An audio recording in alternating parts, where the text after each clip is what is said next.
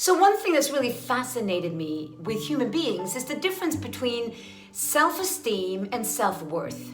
So self-esteem is all around confidence, standing up on stage, being able to speak in front of people, confident enough to, be able to communicate with people.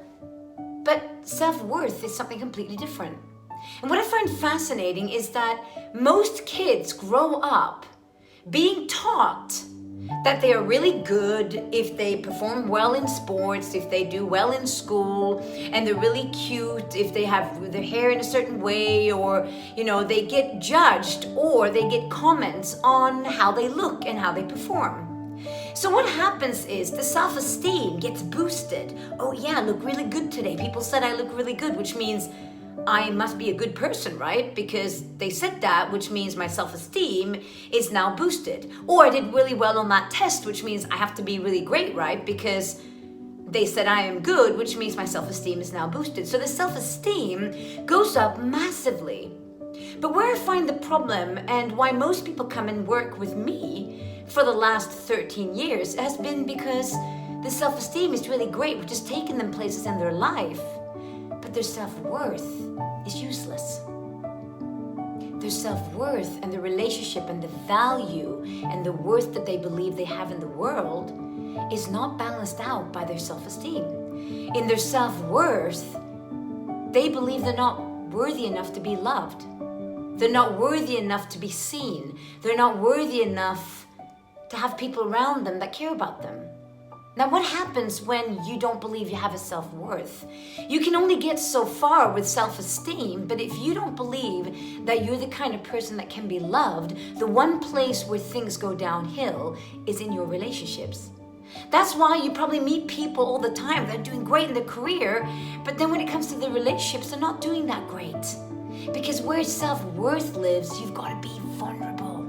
And we all know vulnerability is that place where people don't want to go. So if you don't want to go and you're not willing to be vulnerable, you're not also willing to actually look at your self-worth and ask yourself, do I actually believe that I'm worthy of being loved? Do I believe that I am good enough?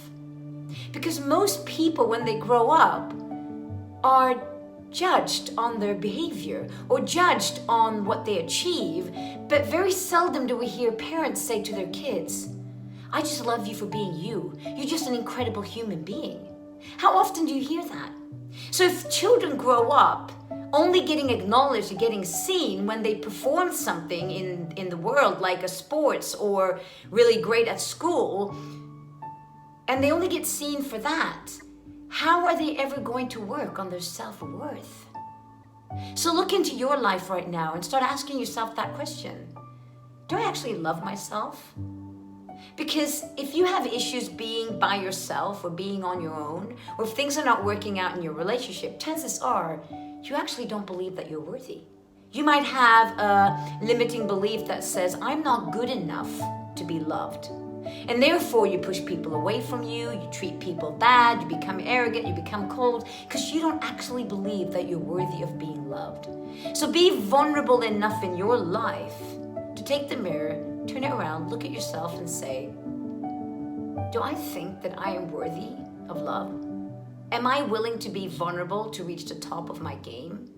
Am I ready to face myself and get to know myself at the core? These are the kind of questions you need to be asking yourself, because the moment you work on your self-worth and you elevate your self-worth, everything in your life will change forever.